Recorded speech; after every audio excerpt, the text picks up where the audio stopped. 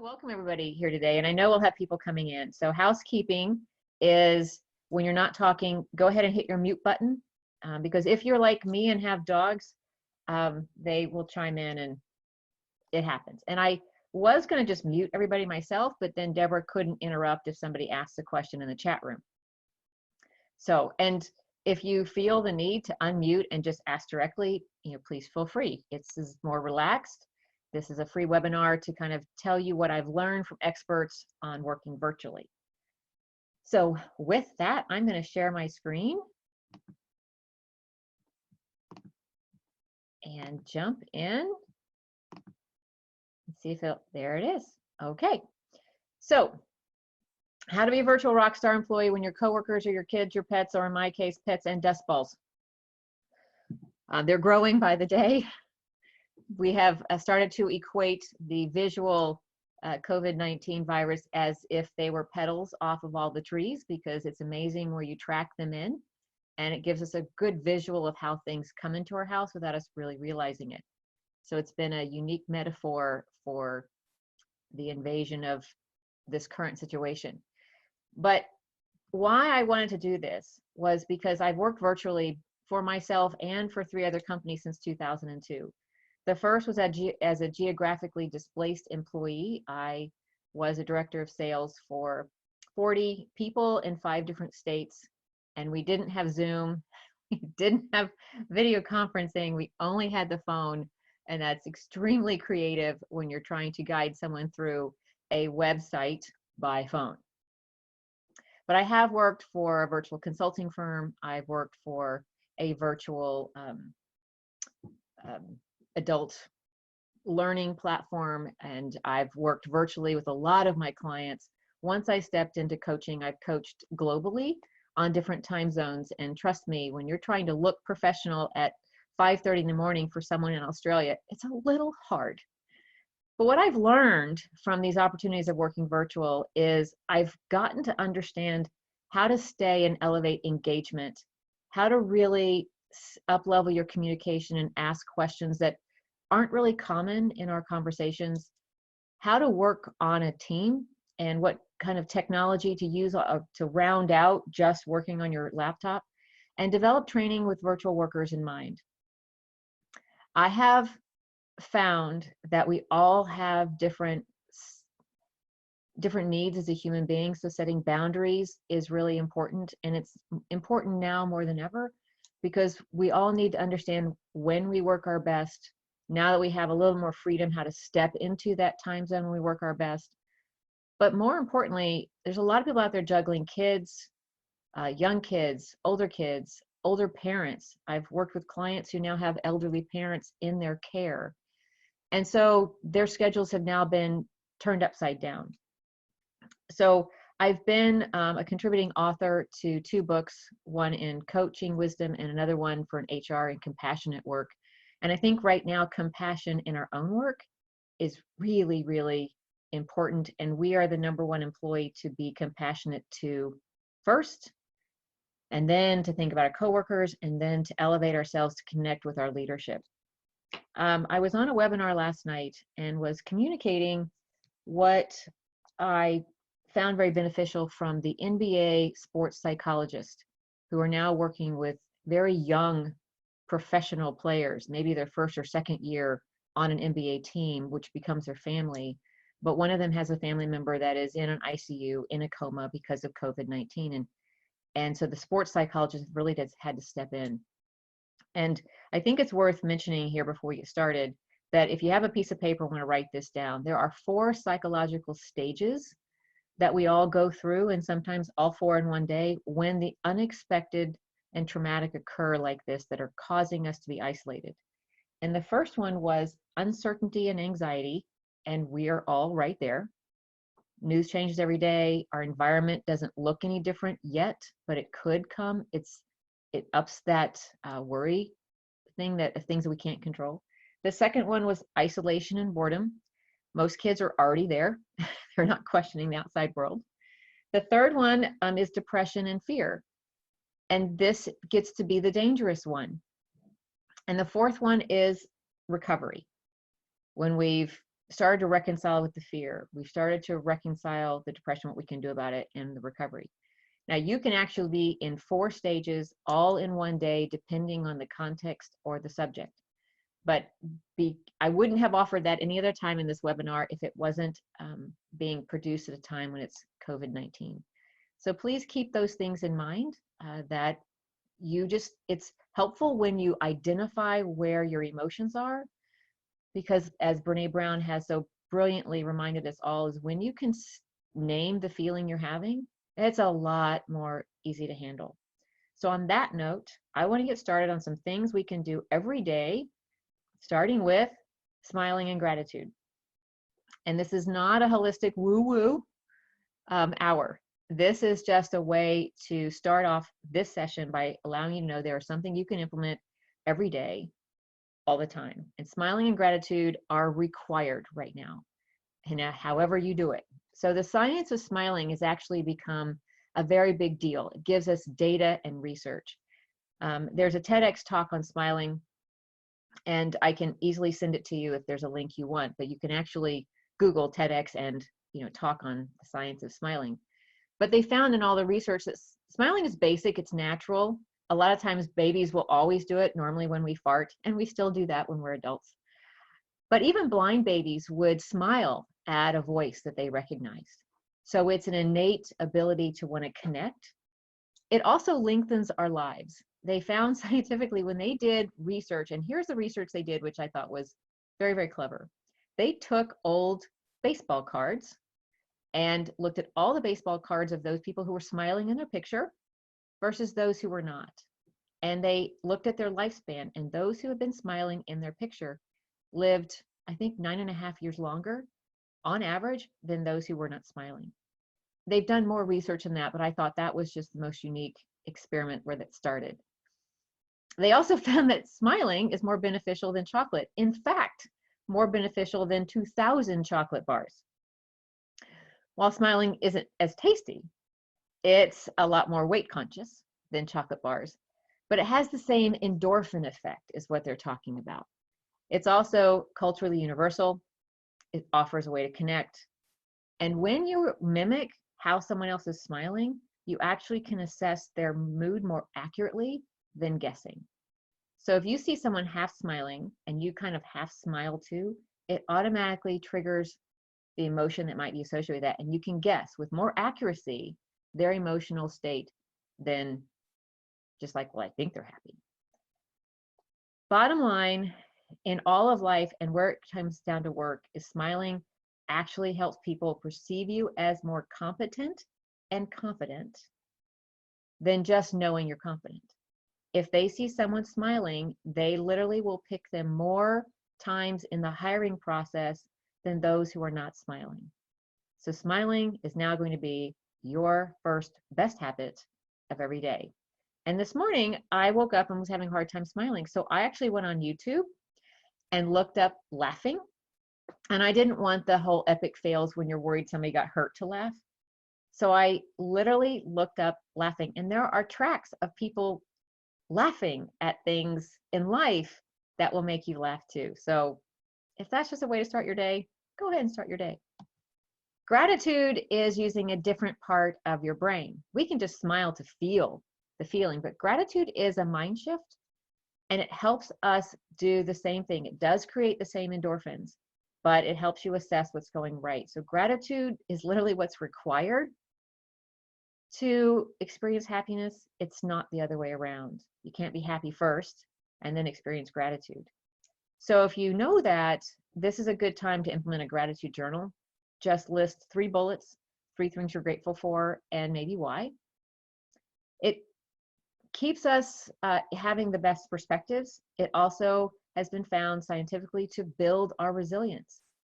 And I'll explain more about that as we go through a couple of other steps to implement or employ at work. But gratitude will help you strengthen social relationships, especially if you start stepping into what you're grateful for about somebody else, or about what you're doing, or why you're asked to do it. And it helps you shift your perception to look at the value and the benefit that happens from whatever it is you're trying to be grateful for. And because you are lifting up the endorphins, you are reducing your stress. The cortisol gets reduced, and it increases your life satisfaction. When you can sit around regularly and be grateful, you will build this habit of gratitude that actually balances out what you worry about and keep that in check. So those are the 2 tips to start every day with.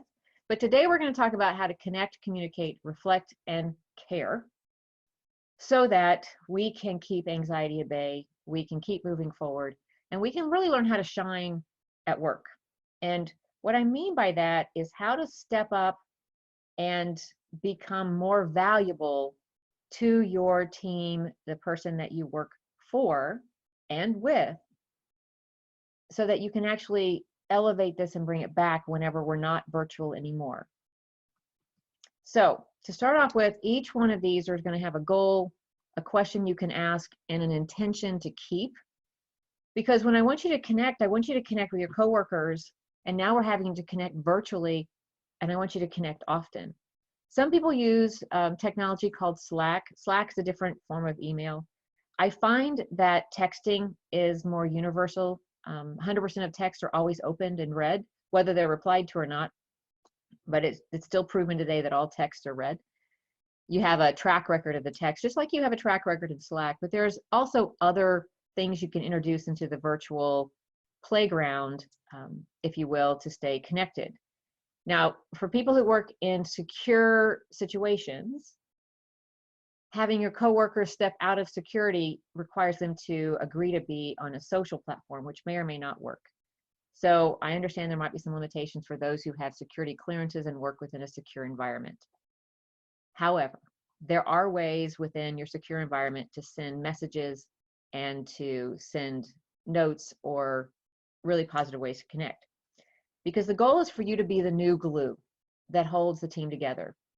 One of the best ways to do that is to start and end each week with you offering what your personal goals are, and at the end of the week, what actually happened, the wins.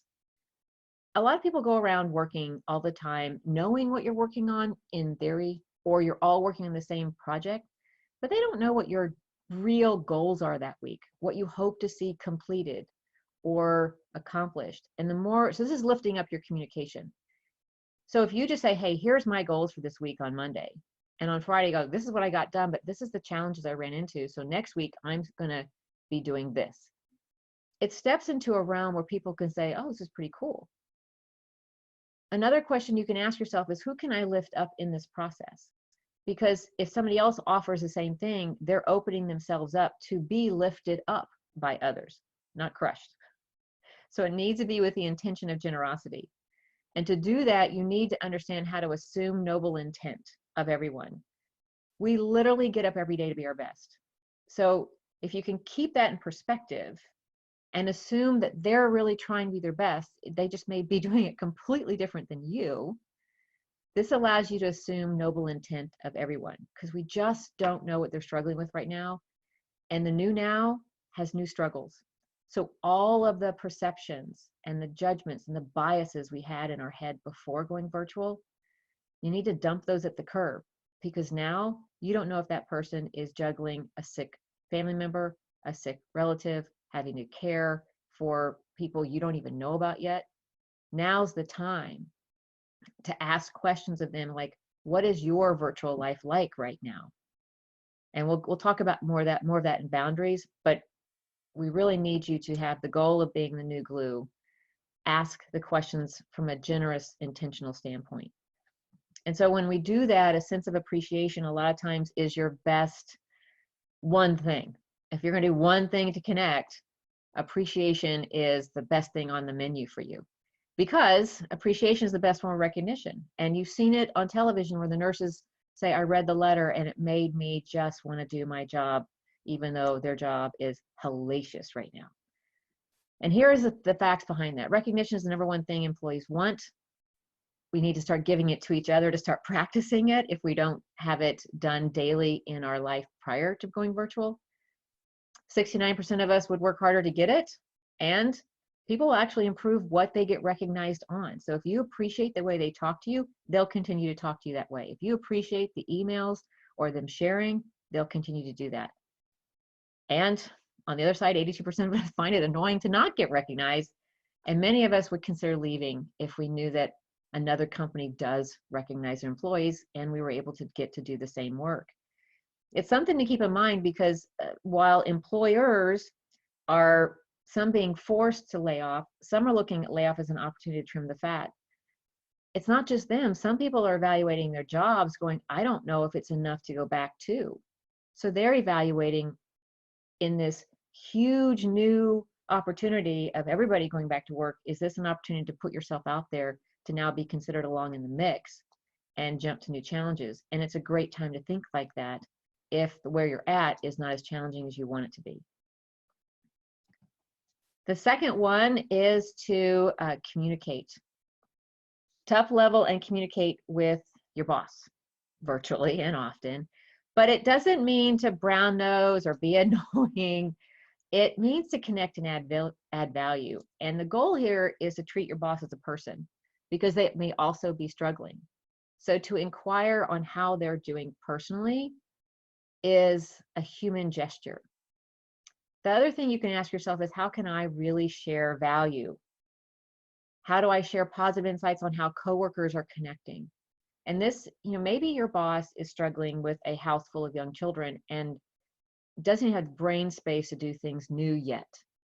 This is a type of being the new glue as to, hey, did you know that Susie's mom is now in ICU? Hey, did you know that Brent has his dad living with him right now? Hey, here's how we're connecting. At the end of each week, send a recap of accomplishments. You to your boss. Here's what I got done this week. Not what you didn't get done.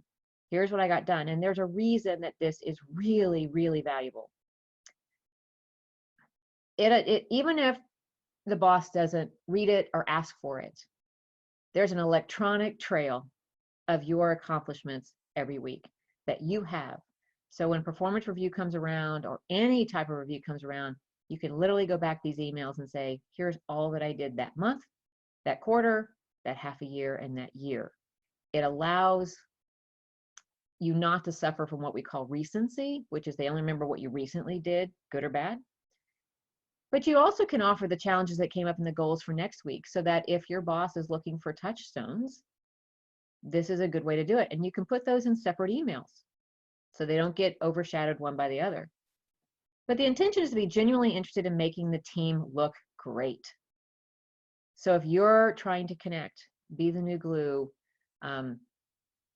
and let your boss know that you recognize they're human and that your intentions are to make the team look great, you are going to be a very indispensable and valuable team member to them personally and professionally.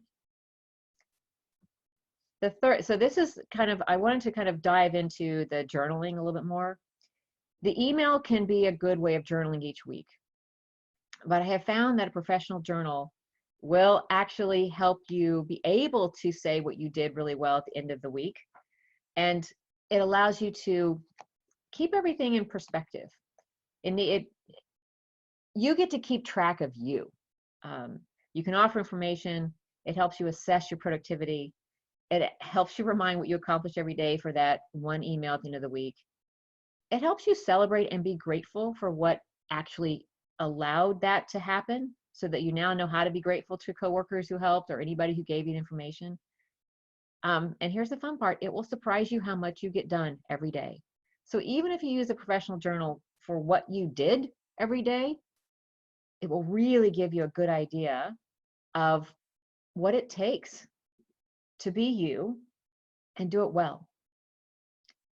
And do it with a positive intention. This is not meant to go, I suck at this, I'm horrible at this. No. This is literally a professional journal is what do you do and what got done. But it works. And it's really a brilliant way for you to appreciate you. And I think that's the first order of the day, because I need you to reflect and I need you to self-reflect. And this is where you get to evaluate your pre-virtual to your virtual performance. A professional journal will actually help you do that. The goal is to learn what excellence looks like for your position And then understand what lists you need to create and understand what's going right that connects with what excellence looks like from your position.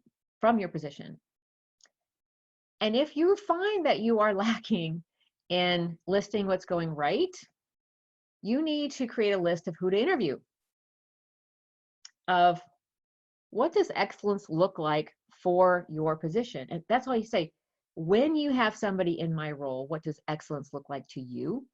And how does this role affect your position? And you get to hear from them in their imagination what excellence looks like. And when you hear that, you actually can identify what you do that connects with it. It helps you grow your list without saying, what do I do right? Because it's an awkward question that a lot of people aren't really comfortable asking. But I want you to ask yourself, what else is possible for this new virtual opportunity? This is where you can interview others to see how you can help more. Now that we're in this virtual space, is there an area I can step in where I haven't been able to have the brain space before?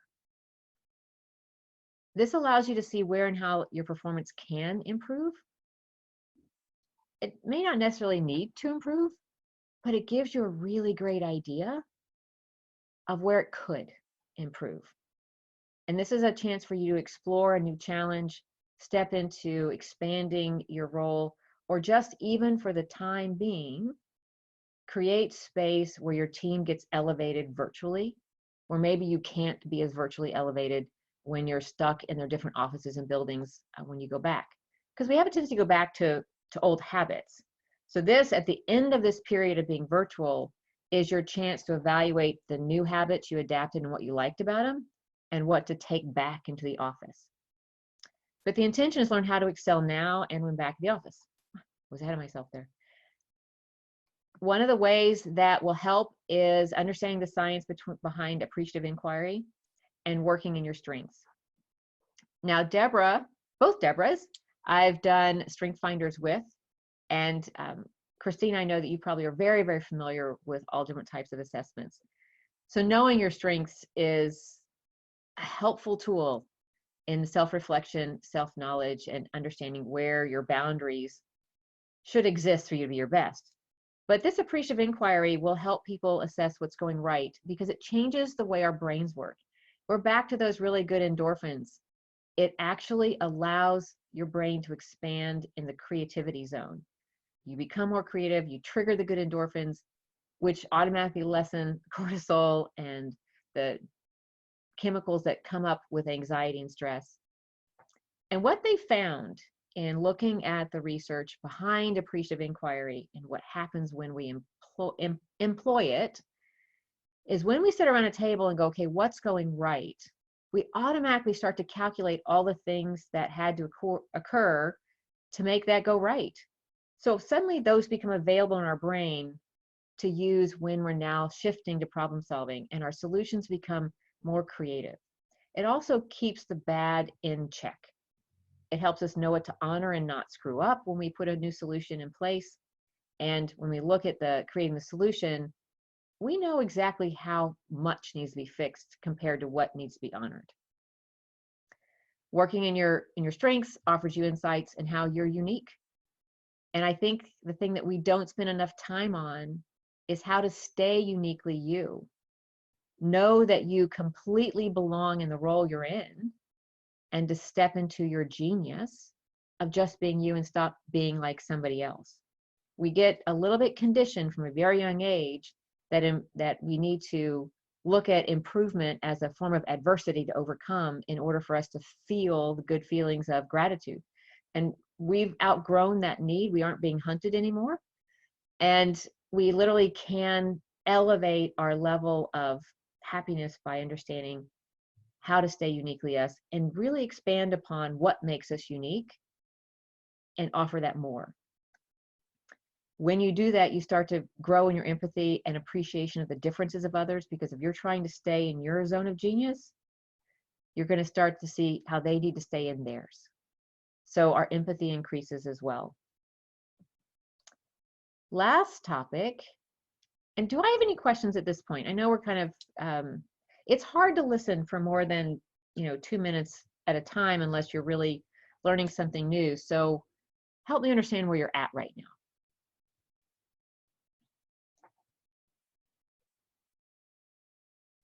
What about this so far has been helpful or new? Well, Carol and the Deborahs, I am a career transition coach at Lehigh Harrison, and I think usually of my coachees, of my candidates, but in fact, during this new period, I have been meeting every week at least virtually with some wonderful fellow coaches. So I get too many emails right now and they're pouring in, but I'm really going to make sure I pipe in even with a one-liner to express appreciation with all the information that's coming at me and that I do indeed use for my candidates.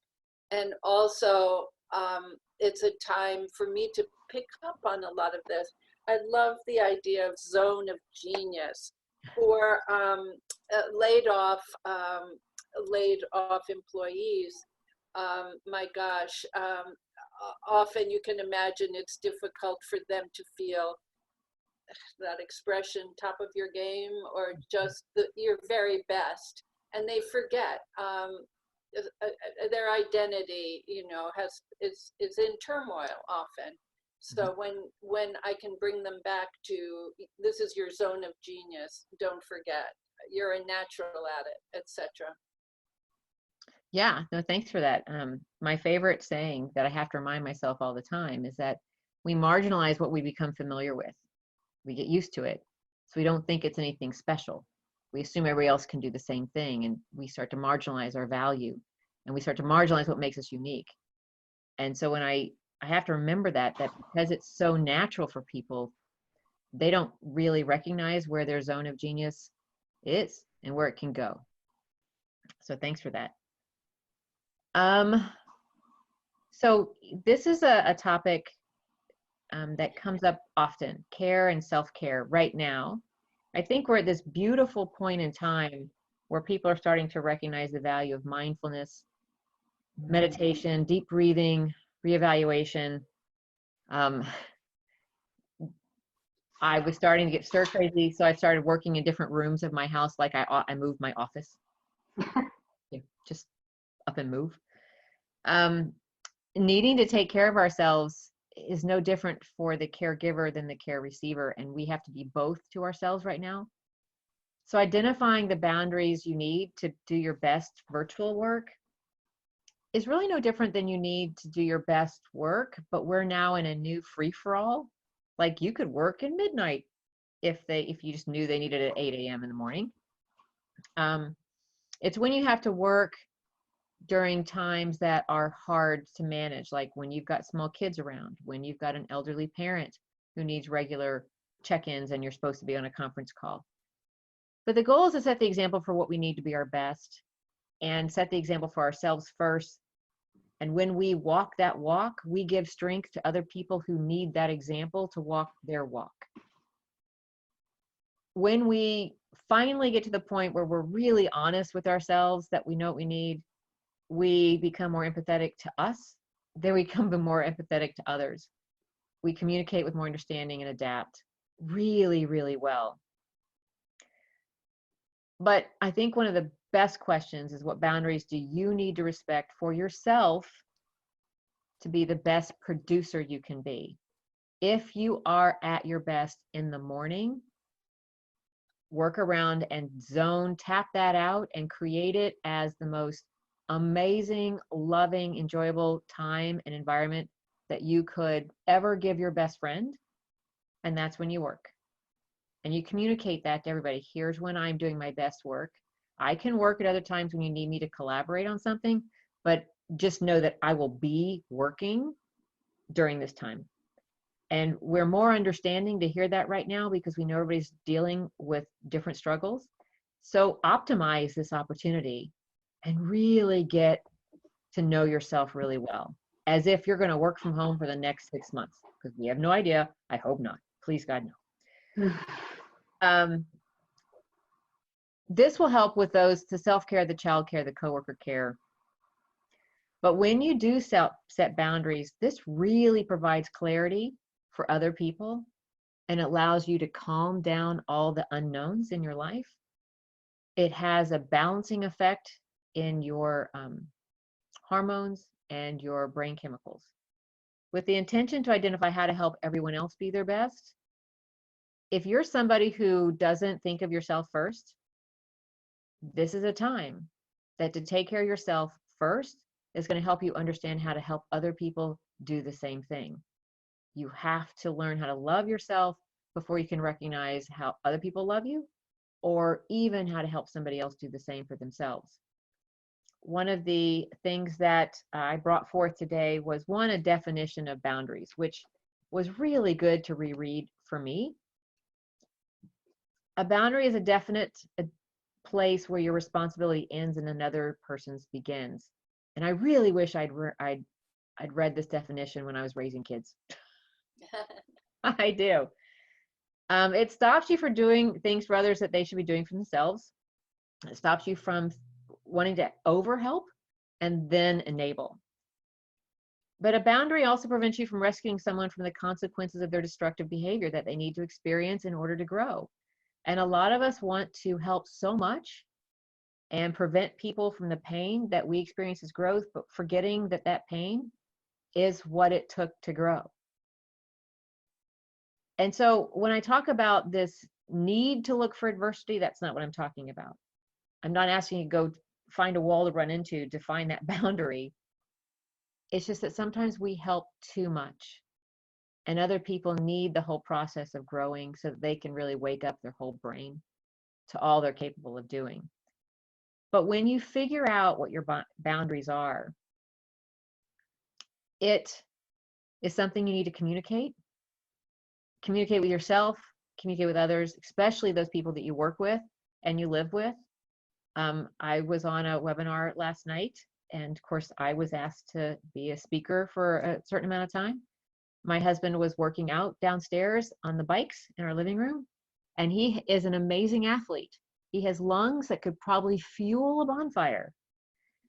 And I had no idea they could hear his heavy breathing until someone goes, "Oh my God, will everybody mute themselves? Somebody is really breathing heavy. It's very disturbing." I was like, "Oh Lord." That's my husband. Welcome to virtual working in the same house. And I had gotten so used to it, I didn't realize how loud it was. But when you respect the needs of others, it helps you set boundaries for working. So we're now moving the bikes in the basement. So when I'm on webinars, there's not a heavy breather in the background as if I have a stalker. But it also helps you be kind to yourself and allows you to know your tipping points. It allows you to know when you're anxious, when you're fearful, when you're making decisions from either an extreme of really, really happy or really, really scared. And when you are able to set boundaries for yourself, this is when you start to recognize when your best work shows up, when your calmest focus shows up.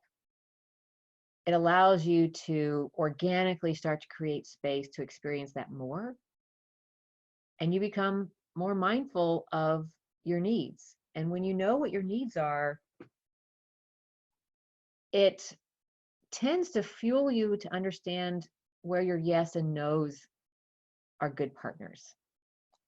To be more intentional of saying, yes, I'd really like to, but give me 24 hours to make sure it fits or to make sure I can do it. Or something tells me I need to check a few things before I say no. Maybe I can. Whatever it is your first gut instinct is, start to give yourself the time you need to evaluate if that yes or no answer is really going to fit. Because now you have the chance. Working virtually gives you an opportunity to figure out the best you. And here's why that's really cool. Because when this virtual world starts to fade away in small dosage, maybe in large doses, doses depending on where you work, you're going to take what you learned from working virtually back to the office. And you're going to have the chance to recraft your day right from the beginning. And I recommend you take it. Take that opportunity.